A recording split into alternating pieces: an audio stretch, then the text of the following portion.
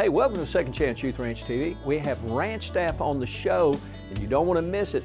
Gabbi Latin, who lived at the ranch with her parents, so we'll be right back with Liz Rosso and Gabbi Latin.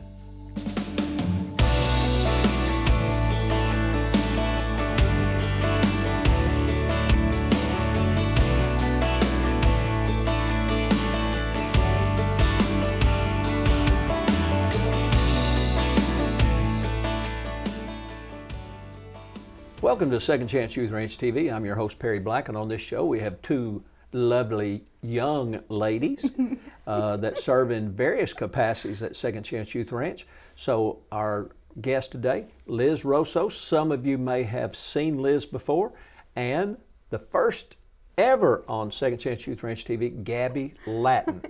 Now, some of you may have seen her mom or her dad on the show at some point. So let's get started, and in this first segment, I always want our staff to get to know you.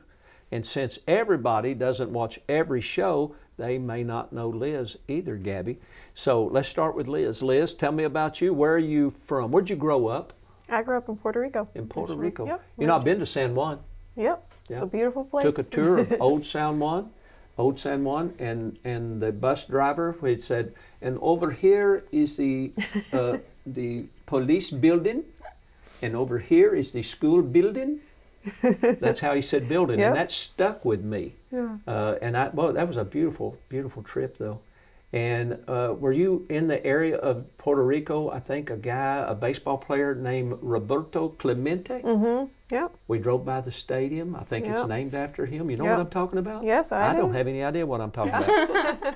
Yeah, so that My was really grandpa used to impactful. watch So you baseball, grew so, up yeah. in that area. Yep, until I was 12. That's when we moved here. You moved, and when you moved here, where is here? To Bryant, Arkansas. Y'all moved from Puerto Rico straight to Bryant? Straight to Bryant, Really? Arkansas. Yep. See, I didn't know that. I've had you on the show many times. And why Bryant? My dad ended up finding a job with a trucking company in Arkansas, and that's what brought us here. That would be Yeah. CalArt on Trucking. I-30 down around the Bass Pro Shop Yep. in southwest area of the city. Yep. I did not realize that's why y'all came here. Yep, that is. See, I love this show. Yeah.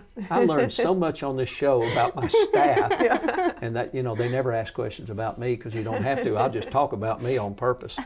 Gabbi, what about you? Where'd you grow up? Bryant, Arkansas, born and raised. So let me ask you, where do you go to church, Liz? Right here, Family Church Bryant. Family Church Bryant. On purpose? On purpose. Yeah. And you're married to Jose. Yep. Now, where is he from? Puerto Rico as well. Same area as you? Pretty close, about Yeah. 15 minutes, 20 minutes from where I grew up. And even though you moved here because of your dad, you're now on staff at Second Chance Youth Ranch. That's right. And you and your husband not only, we'll talk about your specific position, but you're also foster parents. Yep. How many foster children do y'all have in your home? We have one right now because we're in a transition period. We're supposed to be getting a sibling group of 3, hopefully at some point. Why do you only have Yeah. one? Did somebody just have a group leave? Yes. Mhm. Tell me without breaking any rules, how many kids did you have that just left? We had a sibling group of 2. That was our last one. Move in with actually our clinical director, Chad Strike, because he had the siblings. And so he had other kids move, and then it worked So out all to those where. siblings are together Yes. now. Way to Yeah. go, y'all, because that's always our number one goal. Yes, and then after that, we've been through a few that we have respited or that have moved quickly with siblings or family. Yeah, it's foster care. And those have came and gone. Yeah, sometimes it's a quick turnaround. Yeah. And so hopefully our next one will be a sibling group of 3 little kiddos, so we'll see. How many birth children do you have? 2. So you have your 2, currently have 1, getting ready to get 3 more? Yes. I'll have to call Billy and Rachel real quick. Can I get my phone? Yeah. Hey, they need some more kids. Yes, we do. But you know, you're out and about most all day, Yes. taking care of your responsibilities. What is your current position at Second Chance Youth Ranch? So I'm the foster care coordinator, so I help recruit and train the new families that want to open their home to become So if someone foster has families. that dream, like my mother had her whole life Yes. growing up to be a foster parent, and then she had 5 kids and became a foster parent anyway, they could actually call or email, Yes. use all these electronic things, and you would be one of the persons that they would meet, Yes. and you could answer their questions. Yes, I would answer all their questions. what kind of paperwork they have to fill out, what does the state require for you to be able to become a foster parent. I would go to their home if they want to do it out of their own home, and do an inspection, because the state has requirements for how the home should look and what kind of condition it should be in. Let me clarify that. So if someone has a home and they have children or not and have a bedroom or two, Yes, they could open up what we would call a community home. correct. Yep. And we would still give them support, encouragement. Our network, case managers, clinical staffs all work with those families. Yes, yeah. Or if they want to work in one of our homes, what we Yes. call campus homes. We have homes in Benton, getting ready to build another one. We have your home and total of 4 right here on this 25 acres here on I-30 in Bryant. And Do then we have 4 in others? Perrin, the 4 in Perrin. The 4 in Parent. And then 2 in Benton. Yes. That we yeah. built. So 10 total. We're fully staffed. And we have somewhere in the vicinity between 80 and 90 children currently. Yes. You know, and again, when we give numbers, we don't really know how many kids we have today, because we may have some that just left and some that may show up today. Yes. And then you have the emergency interventions that might show up at any moment. Yep. So if someone has interest in just, hey, what's it like? Yes. All What right. does it take? How long have you been married?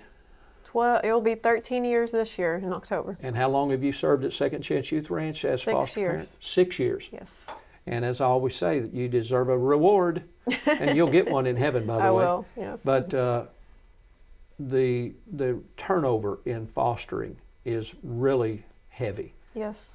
We've heard so many other agencies say we lose more foster parents than we can hire. Yes. We have worked really real diligently, you, Billy, Rachel, and the whole clinical and support team, to build a network Yes. where we don't lose our foster parents after 9 months Yes. or a year. Correct.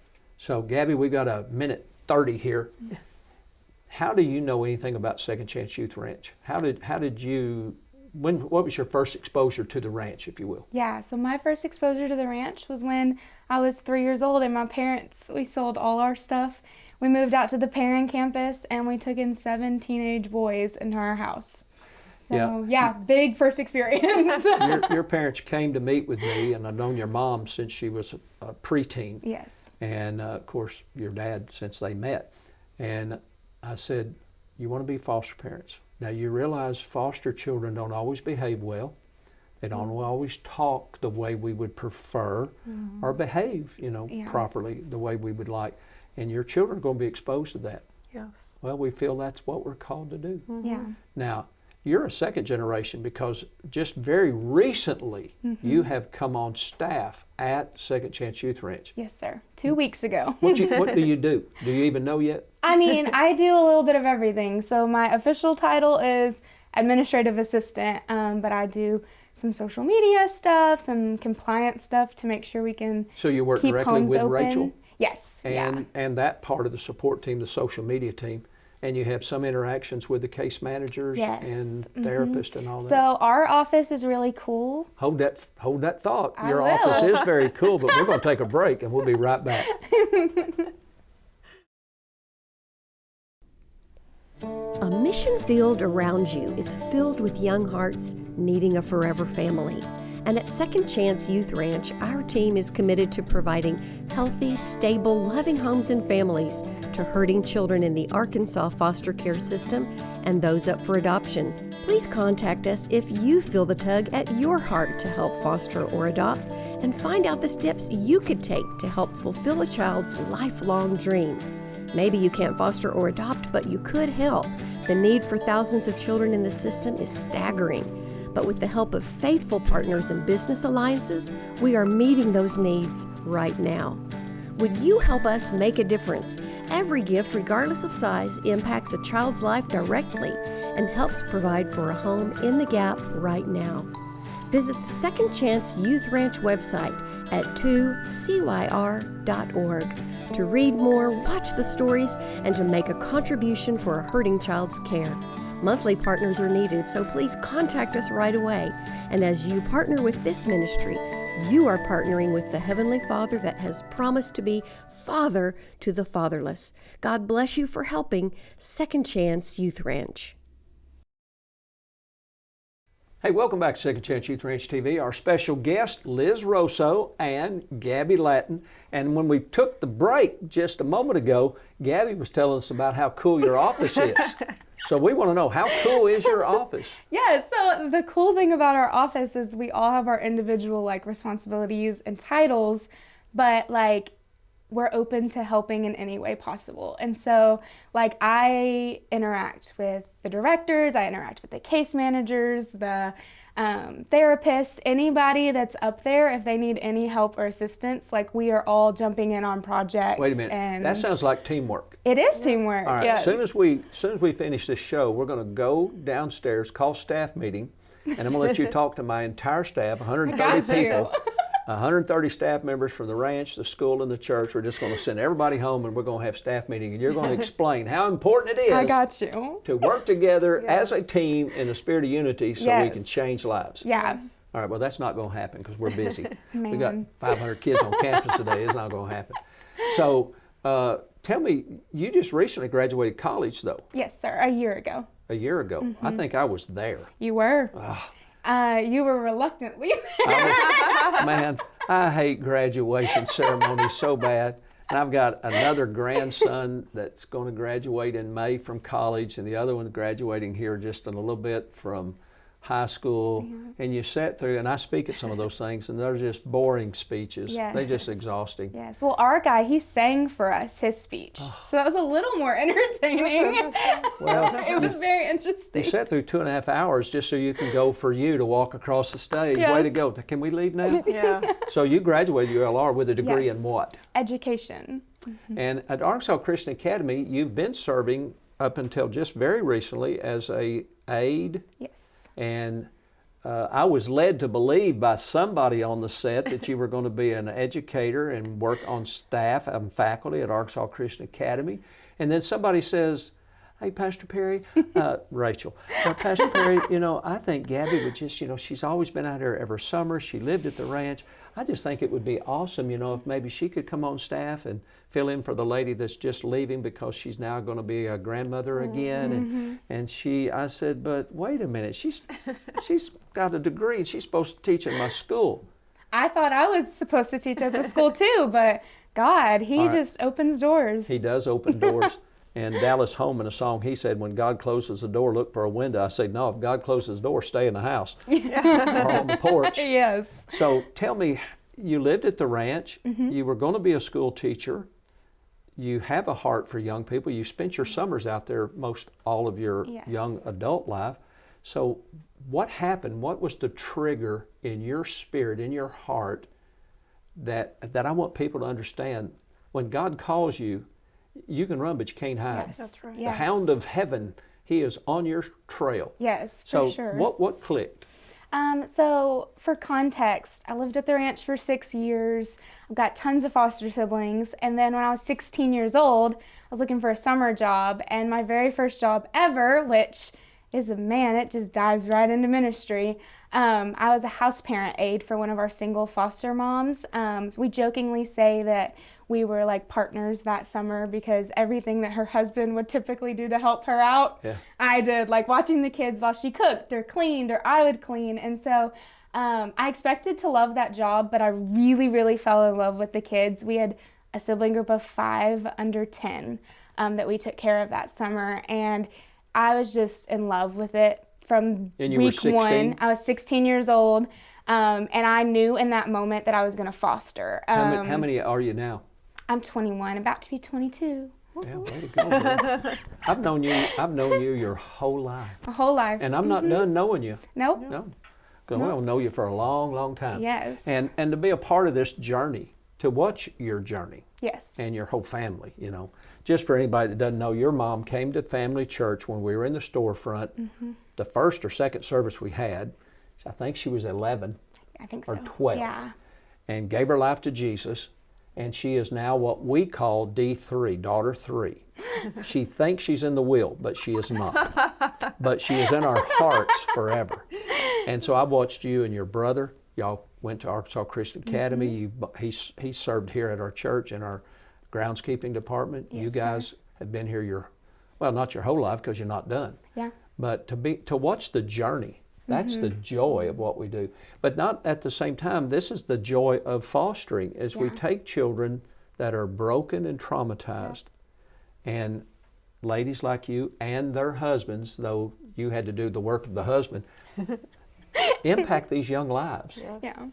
So tell me, what would you say to anyone that's watching why they should prayerfully consider participating in some way, volunteer, support, relief, full-time community or staff? Yeah. So honestly, the simple answer is God told us to. Yeah. I read an article the other day that said, it says 147 times in the Bible that God's heart is for children and orphans. Yes. And so if God says it 147 times, we should listen. And so the basic answer is God said so. But a more like in-depth answer is like, we talk a lot about what we do for foster kids, but like they give back so much. Like my life has been completely changed because I've got hundreds of foster brothers out there. I've got little, they call me Miss Gabbi or Aunt Gabby, or like I have so many kids that have come into my life, and every single one of them leave like just the biggest mark. Like, I don't know, we're so focused on what we can do for them, but like they do so much for us too. 100%. Rachel sent me a picture 2 days ago during the storms in Arkansas. And her daughter and 2 other little girls were smiling, eyes were beaming, making brownies. Yeah. And then she sent me another picture, and they're all cuddled watching some Christmas movie. And it just, it's what keeps me going. Yes. It's to see their smiles, the twinkle in their eye, not personally necessarily knowing every detail of their trauma and their past, their history, but just knowing. I see them responding to the safety and the love and the relationships. 100%. It's impacting. It is. Yeah, but somebody watching, Gabby, we only have 30 seconds in this segment. Somebody's watching like, but I don't know, what do you mean God called you? You know, what's your number? You know, the old hee-haw BR 549. Yes. How did you relate? You got 30 seconds. How did you get that calling? How did you decipher that? Yeah, so for me, God speaks in open doors and opportunities, and I don't believe in coincidences. So I had prayed for God to, I wasn't feeling content in my season, and I had prayed for him to show me what my next step looked like, and he answered. Like, it was just very obvious, the guidance in his life and the direction he was sending me. So I know God's talking to you. You know why? Because you're watching. And we'll be right back right after this video. When I grow up, I want to be Sonic the Hedgehog. That'd be cool. What would you do if you were Sonic? Run, jump, and spin dash. So, what are we gonna do now? My name is Christian. I'm 11 years old. I like to ride bikes, and I like to play with scooters. My favorite part about school is science. My other favorite part at school is math, and my other one is reading. If I had $1 million, I would go to the store and I'd let people get some food and something. You just chilling, hanging out. Hey, but give me that good Christian smile right here. Look at me. Now laugh. Do that funny laugh that you were doing. I want to be adopted by a nice family that loves me and I love them. I'm a good person. I'm kind and I am lovable, and family is a good family that take care of us. My favorite food is shrimp and ramen noodles mixed up with cheese in it. If I only have one wish, I wish to be Sonic the Hedgehog.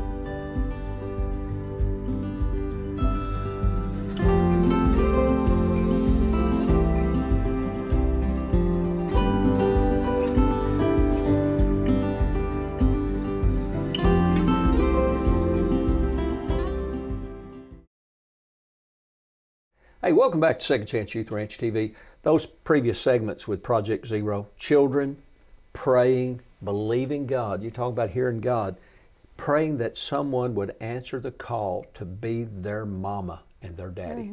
Oh man, just rips your heart out. Yes. Precious children who want a second chance. Yes.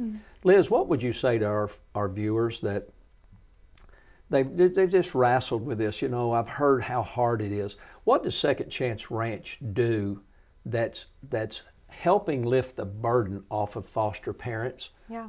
What do we do? Yeah, so we have case managers. We call them, they're all females right now, so we call them the aunts, the fun aunts. AUNTS, Yes. the aunties. Yeah, yes. They become like a first line of communication with the foster parents after their home is open. So many people that become foster parents, if it's their first time, they're unsure of many things, like how do we communicate with DCFS and how do I find... Are the aunts, are they proactive? Do they reach out? Or are we, okay, Yeah. here's 4 or 5 Yeah. kids. You're on your own. If you need us, call us. Yes, they're very proactive. Many times they're there the day that the foster parents are going to receive their first placement. Wow, that's cool. Sometimes even if the kids come late, a lot of kids come without clothes or come with lice, and the aunts have stayed and helped remove lice. Head lice, they Yeah. just comb and comb Yes. literally for hours. Yeah, especially if you get a sibling group, and there's several of them that are going to have to go through the treatment. Yeah. Sometimes while some of them are feeding the kids and treating their hairs, the other ones are going to the store and trying to figure out what size they wear and get them clothes and shoes, so the next day they have clean stuff to wear. And usually when we find out we've got a sibling group and it's boys or girls, whatever the issue is, you guys all run down to the stores Yes. and endeavor to decorate the house based Yes. on what we've learned about the children that are coming. If they Yes. like airplanes, we put pictures of airplanes. Yes. If they like unicorns, we'll put Yeah. pictures of unicorns and a Yeah. unicorn pillow. Is that Yeah. right?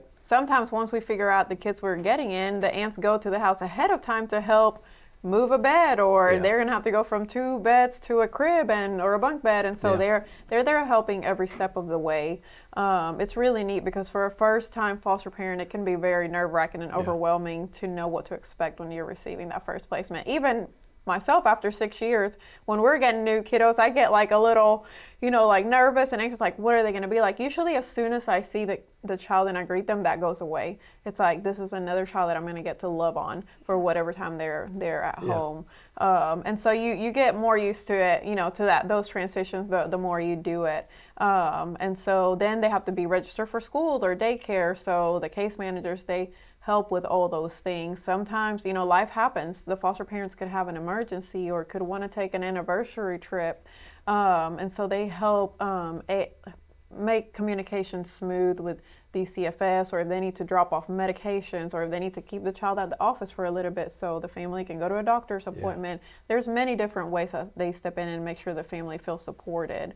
I think the DCFS themselves has done research on what causes families to close quickly, and if I'm not mistaken, every time it comes back is the lack of support, that they felt like DCFS dropped kids off to them, and afterwards it was hard to get a hold of people, and they just didn't know, like they didn't have a copy of the birth certificate or the Social Security to be able to register them in school. So that's when the case managers step in and become that middle person, that communication, so the parents can really dedicate themselves to taking care of the kids and making them feel welcome and safe and loved, especially those first few days, because it's really hard on the kids. Sunday at church, down at our children's check-in area in the foyer, I walked over and talked to one of their newer foster dads that lives at the ranch, and his children, his foster children, and I could see they were new and they were a little nervous. Yes. And then I walked over just a step, and a young man who wears a hoodie, who has never spoke to me, I spoke to his, I didn't know they were siblings, spoke to his little brother and the other little bit bigger little brother. And then the one with the hoodie said to me, never said a word to me. He said, I'm from Jonesboro too. I went, homie, tell me more. And so I've seen such an impact in his life where he's coming out of his inward self, that he's gone inward and built those barriers. So I went home, I walked to the car going, man, my homie's from Jonesboro Yes. too, and he Yeah. told me so. Yes. And I don't think many people realize the trauma, how Yes. traumatic it is to be removed from a home, which is Yes. the only normal you know, and to come into care. And we've worked so hard to keep our sibling groups together. Yes. And I see all these little siblings, it really Yes. keeps me going. Yeah, and if we're talking about the same young man, he recently told his foster parents that he's ready to be baptized. Did. Oh Yes. man, y'all making my day. Yes. And just 2 weeks ago, we dedicated the three. You were on stage because some of them don't speak the language I speak, which is Arkansan, not English, and dedicated those 3 babies. Yes. Oh man! Yes, the teen moms. That was really special. Yes. Very. And then I saw one of the little girls, little mamas, with her infant, and we Yes. gave her a pink Bible for her little boy. Yes. Yeah. And I walked over to her Sunday and I said, we're going to get you, and we got it today, matter of fact, Yeah, this morning. good. We got you a blue Bible. I think the little Yes. boy's Angel. Angel. Yeah. Yes. And I said, I got you. And well, she didn't speak my language. Yeah. And so the older little mama Yes. of the little boy that's Yeah. about 2 now, and she who didn't speak much English when I met her a year or so ago, 2 years ago, and she interpreted Yes. and that I'm going to get the Bible for Yes. Angel. Yes. And so those are the special moments I Yes. have. I'm not out there in the field with y'all. I'm not out there in the nitty gritty. I'm the visionary leader who had this dream in me for decades and decades and decades. And now I get to live the good part. I get to see them at church when they are behaving, getting dedicated, getting baptized. It invigorates me. Yes. It really, truly Yes. invigorates me. Yeah. And they're thriving. All those kids yeah. are thriving. I mean, it's amazing the difference of being in a safe, loving home, what it will make for a child. Yeah. Gabby, we got a minute. That's all we got. Why should anybody not support the ranch, but become a part of our support family? Yeah. So I was actually just watching one of these episodes, and Miss Rachel was talking about how we've decreased our numbers in Arkansas because we are raising a next generation who's taking care of their children. Yeah. But also we're raising a next generation that's becoming foster parents. Like me, Bronley, Brooklyn, Cassia Strike, when you get involved, it's not just you, it's like a family ministry. Yes. And it's just really cool that we make that impact by leaving a legacy. And let me tell you about that impact, 20 seconds. Your mom and dad, just Sunday, a young lady who's got children herself that lived at the ranch, been gone from the ranch for years, was adopted. They were helping her this weekend. That's Second Chance Youth Ranch. That's why we do what we do. Yes. And we want you to be a part of changing lives. Yes. We'll see you next week.